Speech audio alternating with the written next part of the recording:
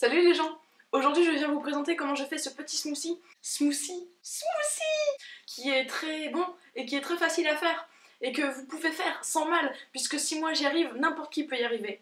Alors les quantités que je vais vous montrer, ça serait pour faire un verre comme ça qui contient à peu près 300 ml me semble-t-il, donc une bonne portion pour une personne.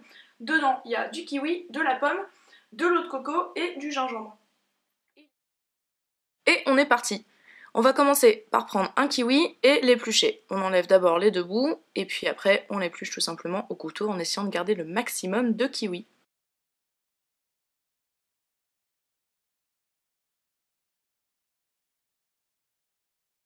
Puis on le coupe grossièrement en morceaux et on va mettre tout ça à l'intérieur de notre blender. Ensuite on passe à la pomme. On va la découper en quartiers, petits quartiers, environ 1/8 de pomme. Et puis après on prend chaque quartier, on enlève le centre qui est un peu pas très bon à manger, et puis on épluche. Et une fois qu'on a épluché notre quartier, on va encore une fois le mettre à l'intérieur de notre blender, et ainsi de suite jusqu'à la fin de la pomme.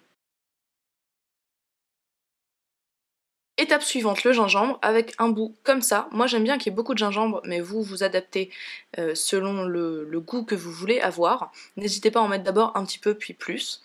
Donc je l'épluche, je me retrouve avec un bout comme ça, et puis je le coupe en tout petits morceaux, et je vais le rajouter à l'intérieur de mon blender avec la préparation. J'essaie de faire des petits bouts grossiers, de toute façon après tout va être filtré. Et enfin je rajoute mon eau de coco, donc environ entre 15 et 20 centilitres, la moitié en fait de cette petite brique. Et maintenant il n'y a plus qu'à mélanger tout ça, jusqu'à ce que ça fasse un mélange homogène. Ensuite, et c'est le moment le plus fastidieux, il va falloir passer tout ça à travers un tamis. Et là, il faut prendre son mal en patience, mettre un petit peu dans le tamis et puis pousser avec une cuillère pour que ça passe à travers.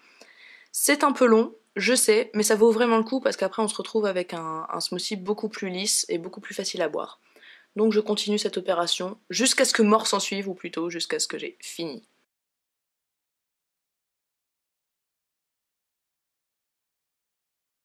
Et enfin, je me retrouve avec un smoothie délicieux.